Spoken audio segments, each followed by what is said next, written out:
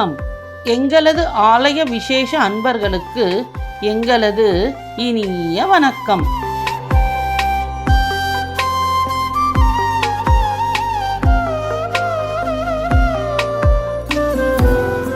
இவ்வாலயத்தின் காணொளியை ரசித்திருந்தால் sunrise photos YouTube ஆலய விசேஷங்கள் சேனலுக்கு லைக், கமெண்ட் அண்ட் ஷேர் செய்யுங்க. மறக்காம அருகில் உள்ள பெல் ஐகானை கிளிக் செய்யுங்க.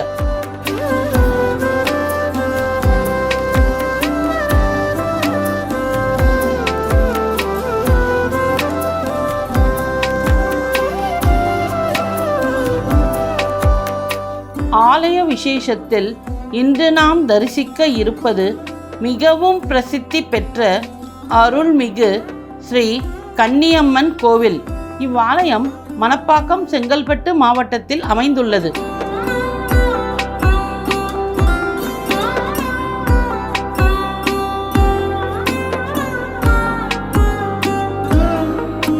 இவ்வாலயம் சுமார் 400-500 ஆண்டுகள் பழமை வாய்ந்ததென்று கூறுகின்றனர்.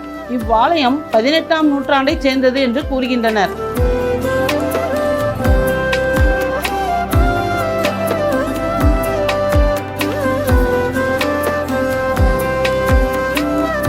இரண்டாம் வாரம் வெள்ளிக்கிழமை காப்பு கட்டுதல் நடைபெறும். இங்கு இரவு கோவிலில் தங்க பக்தர்களுக்கு அனுமதி கிடையாது. ஆனால் வருடத்தில் ஒரு நாள் மட்டும் அனுமதி உண்டு. அதற்கு முன்னால் வியாழக்கிழமை இரவு மட்டும் கோவிலில் பக்தர்களுக்கு தங்க அனுமதிக்கப்படுகின்றனர். ஆடி மாதம் 3ஆம் வாரம் இங்கு தீமிதி திருவிழா மிகவும் விமர்சையாக நடைபெறும்.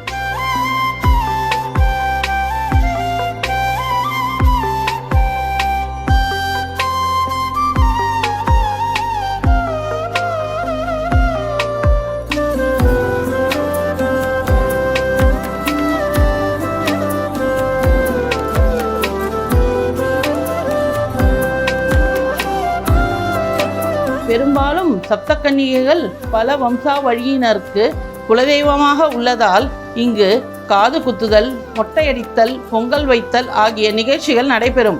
பக்தர்கள் தங்கள் வேண்டுதல்களை நிறைவேற்றி செல்கின்றனர். பொதுவாக வெள்ளிக்கிழமைகளில்தான் அம்மன் ஆலயங்களில் கூட்டம் அதிகமாக காணப்படும். ஆனால் இங்கு அனைத்து நாட்களிலும் பக்தர்களின் கூட்டம் நிறைந்து காணப்படுகின்றது. இங்குள்ள மரத்தில் தொட்டில் மற்றும் வளையல்கள் பக்தர்களால் கட்டப்படுகின்றன. பக்தர்கள் வேண்டுவது அவ்வாறே நடைபெறும் என்பது பெரிய விசேஷமாக கூறுகின்றன.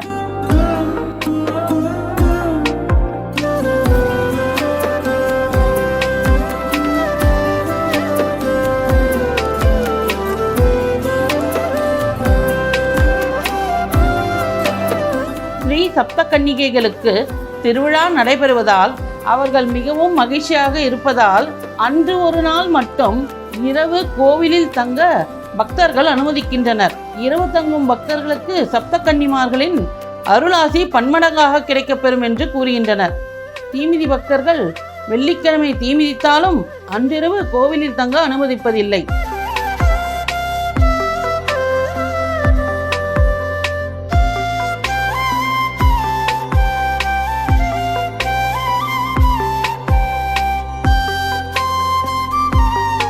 சப்த கன்னிகைகள் என்பது 7 கன்னி தெய்வங்கள்.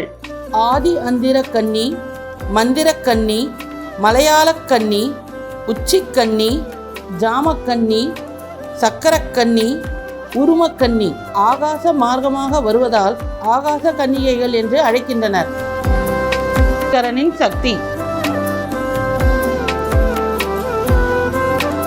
செங்கல்பட்டு மாவட்டம், திருக்கழுக்குன்றம் வட்டம், மணப்பாக்கம் அருள்மிகு கன்னியம்மன் ஆலயங்க. என்ன வரலாறுனா சப்த கன்னிகள். இவங்க சப்த கன்னிகளுக்கு காவல் தெய்வம் வேங்கை. இங்கே கொஞ்சம் வேலை போயிட்டுருக்கு. ஆடி மாதம் 3ஆவது வாரம் வெள்ளிக்கிழமை இங்கே தீமிதியோடு நடக்கும். ஒவ்வொரு வாரமும் அதான் எல்லா வாரமும் விசேஷம் தான். 5 வெள்ளிக்கிழமையும் 3ஆவது வாரம் வெள்ளிக்கிழமை மட்டும் தீமிதியோடு நடக்கும். 2ஆவது வாரம் வெள்ளிக்கிழமை காப்பு கட்டுதல் நடக்கும். மொத்தம் 9 நாள் உற்சவம். இங்கே திருமணம் ஆகாதவங்க, குழந்தை பாக்கியம் வேண்டி வரவங்க, நிறைய பிரச்சனைகள் எதுவாக இருந்தாலும் ஒவ்வொரு அம்மா இருக்காங்க, ஒருத்தவங்க ஒரு பவர் இருக்குது. நீங்கள் என்ன வேண்டி வரீங்களோ அது எல்லாமே உங்களுக்கு சக்ஸஸ்ஃபுல்லாக நடக்குன்றது ஐதீகம். இங்கே சாயங்காலம் 6 மணிக்கு மேலே யாரும் இருக்க மாட்டாங்க. காலையில் 8லேருந்து 9க்குள்ளே கோயில் ஓப்பன் ஆகும். சாயங்காலம் 5:30 மணி வரைக்கும் கண்டினியூஸாக ஓப்பனாக தான் இருக்கும் எல்லா நாளுமே. 6 மணிக்கு கடைசி பூஜை நாங்கள் முடிச்சு நடைய சாத்திடுவோம். ஏன்னா 6 மணிக்கு மேலே இங்கே யாரும் சப்த கன்னிகன்றதுனால அவங்க வந்து இங்கே யாரும் இருக்கக்கூடாதுன்றது ஐதீகம். 7 வேங்கை காவல் தெய்வம் இருக்காங்க. இவங்க வந்து அந்த சாயங்காலத்தில் வந்து ஆற்றுல நீராடிட்டு உலா வர்றதுனால நம்ம சாயங்காலம் 6 மணிக்கு மேலே நம்ம இங்கே இருக்கக்கூடாது. இன்னும் நிறைய பேருக்கு இங்கே வந்து குலதெய்வங்க, நிறைய பேர் குலதெய்வம். அவங்க வந்து மொட்டடிது, காது குத்துறது எல்லாருக்கும் அனைத்து தரப்பட்ட மக்களுக்கும் வந்து இங்கே வந்து குலதெய்வம். வந்து அவங்கவுங்க வேண்டதில் வந்து நிறைவேற்றிட்டு போவாங்க. எல்லா நாளுமே கோயில் ஓப்பனாக இருக்கும். டெய்லி காலையில் 9:15க்கு அம்பாளுக்கு அபிஷேகம் இருக்கும். சாயங்காலம் கடைசி பூஜை. இப்போ வந்து கோயில் வந்து ஒர்க் போயின்னு இருக்குங்க. கும்பாபிஷேகம் வந்து இன்னும் விரைவில் வந்து இன்னும் டேட்டு ஃபிக்ஸ் பண்ணல, விரைவில் நம்ம அறிவிப்போம். நம்ம கன்னியம்மன் ஆலயத்தில் வந்து விசேஷம் என்னென்னா பிரசாதம் அந்த தீர்த்தம் தான். பிரசாதம் திருநீருங்க. அந்த திருநீர் வந்து எப்படின்னா இங்கே வந்து மாடுகள்லாம் மேய்ஞ்சி அந்த சாணம் இருக்குது பாருங்க, அதை வந்து எடுத்து அதுலேருந்து ஏற்படுத்தும். ஏன்னா வந்து மாடு வந்து நல்ல விஷயங்களாக தான் அந்த மேய்ச்சலுக்கு வரும். அதுலேருந்து வரக்கூடிய சாணம், அதுலேருந்து நம்ம திருநீர் வந்து தயாரிக்கிறோம். அந்த திருநீர் வந்து உள்ளுக்கு எல்லாருக்குமே நுழையுது. அதேமாதிரி அம்பாளுக்கு டெய்லி அபிஷேகம் பண்ணுற தீர்த்தம், அதை வந்து உள்ளுக்கு சாப்பிட்டா பல வியாதிகள் வந்து குணமாகும். என் பேர் இளங்கோவன், பரம்பரை தர்மகர்த்தா. கோயில் வந்து ஒரு 400-500 வருஷத்துக்கு முன்னாடிலேருந்தே இருக்குது.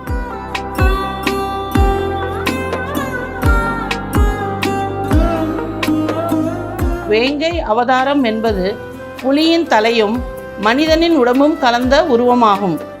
ஆகையால் மிகவும் ஆக்ரோஷத்துடன் காணப்படும் வேங்கை புலி அவதாரம். அவ்வேங்கை செவ்வேங்கை, காட்டுக் கருவேங்கை, கண்டெடுத்த நல்வேங்கை, மாயக்கொடி வேங்கை, மலையாள பூ வேங்கை, 60 அடி பூவேங்கை. இவ்வாலயத்தில் உள்ள சப்தகன்னிகைகளுக்கு காவலாக இருப்பது வேங்கை தெய்வம்.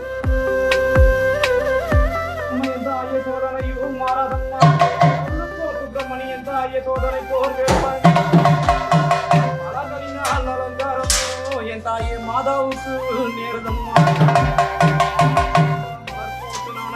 தாயே மாதாவை வந்திடம்மா, என் தாயாருக்கு அன்புடன் நேரதம்மா, என் தாயாருக்கு அன்புடன் நேரதம்மா.